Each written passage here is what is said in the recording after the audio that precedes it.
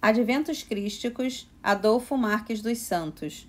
Capítulo 69. As Sagradas Tábuas.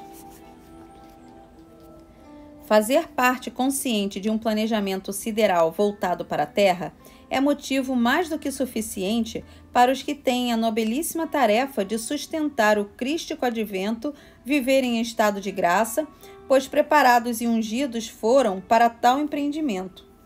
É milenarmente conhecido que existe uma administração espiritual para cada planeta, constelação, galáxia, etc., e que periodicamente espíritos superiores reencarnam na condição de missionários a serviço do Eterno Pai. Nos milênios recuados, estava encarnado um desses missionários, a quem os nossos superiores confrades do plano espiritual chamam de Velho Mestre, aquele que, junto com o Nazareno Mestre, assambarca os integrantes das Sagradas Fileiras. O Velho Mestre, o sol excelso do meu coração, o meu muito amado Mestre e Mestre de milhões de espíritos, aquele que pelos milênios afora tenha banhado a humanidade com os raios de sua essência, próprios dos querubins, tem função vital para a implantação, integração e expansão dos adventos crísticos. Comentamos anteriormente que, segundo as Sagradas Fileiras, o Velho Mestre, também conhecido por Anfion, reuniu os seus discípulos por volta de 1400 a.C. na Mesopotâmia, em uma noite gélida de outono, à volta de uma fogueira, para traçar um esboço quanto ao planejamento dos adventos. Naquela reunião, em volta da sagrada fogueira, ficou estabelecido o primeiro grande advento, que seria a implantação do monoteísmo hebreu. Presente estava aquele espírito que mais à frente reencarnou com o nome de Moisés, atualmente identificado no contexto deste advento por Lupércios, o divino, e seu lugar-tenente, o hoje reconhecido pela condição de olhos de lince, o clérigo Augustus.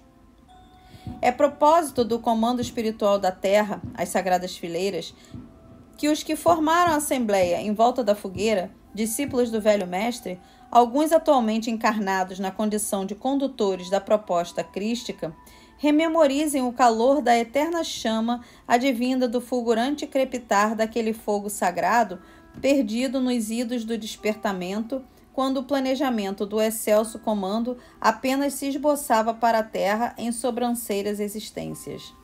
Ali, entre otimismo, certezas e apreensões, porém com simplicidade e boa vontade, teceram-se as divinas tramas. Entre elas, fixou-se na mente de todos o descenso vibratório que sofreria o Mestre dos Mestres, para reencarnar nos séculos vindouros com o nome de Jesus e implantar o cristianismo, sem, todavia, instituírem-se os dogmas responsáveis diretos pelos descaminhos vivenciados pela eterna doutrina, ainda hoje irreversíveis. Reunida ali estava a essência dos fortes, os membros do sublimado grupo, vislumbrando a trajetória que os aguardava no cumprimento do superior planejamento voltado para os adventos do Cristo. Alguns daqueles espíritos que estiveram na reunião com Anfion estão atualmente encarnados. Entre os responsáveis mais diretos pela implantação dos adventos estão os expositores da palavra expansionista e, entre outros, os que formam as correntes protetoras, fortemente compromissados com os ditames crísticos.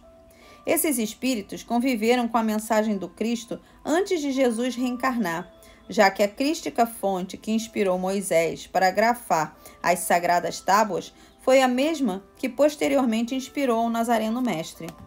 Assim, após 10 anos recebendo mensagens de Silvestre, porta-voz das Sagradas Fileiras e meu mentor espiritual, ruminando passo a passo quanto ao conteúdo das inusitadas mensagens psicografadas por Teresinha Teixeira Pereira de Carvalho, procurei despertar o meu eu crístico ou força superior para, por fim, sintetizar em forma de convite à sociedade a proposta dos adventos crísticos para reflexão quanto à renovação da doutrina cristã.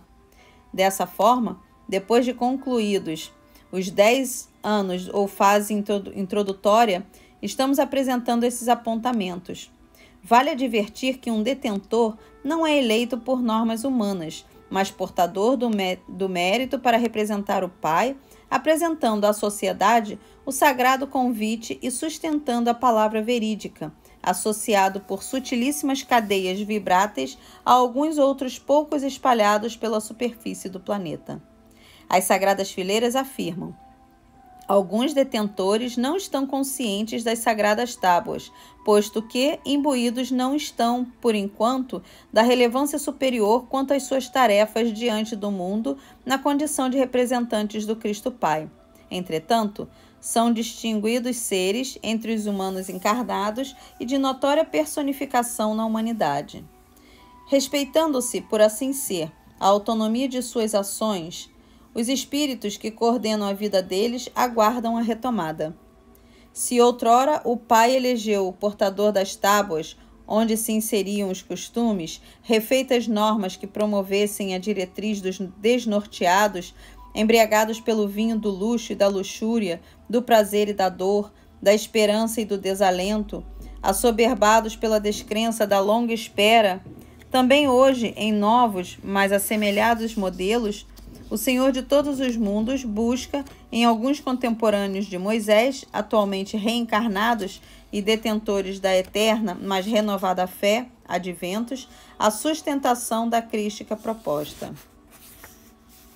E, quando as sagradas fileiras se referem à busca, querem patentear a nova, mas eterna guarda dos sagrados ditames, presentes por incrustação nos recessos que constitui o secreto eu de todos os humanos, mas em especial daqueles que estavam encarnados junto com Moisés e que, consequentemente, lidaram com os ensinamentos gravados nas sagradas tábuas feitas com argila.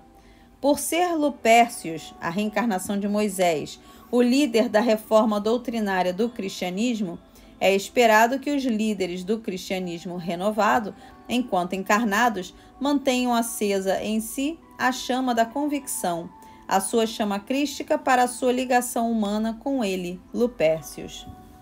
Fim do capítulo 69.